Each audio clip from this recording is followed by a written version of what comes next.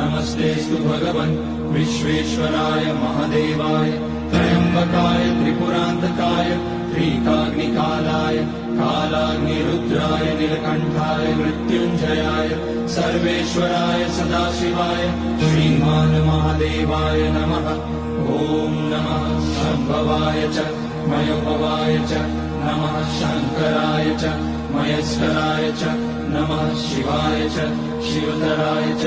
ॐ त्र्यम्बकं यजामहे सुगन्धिं पुष्टिवर्धनम् उर्वारुकमिव बन्धनान् मृत्योर्मुक्ष्यमामृतात्।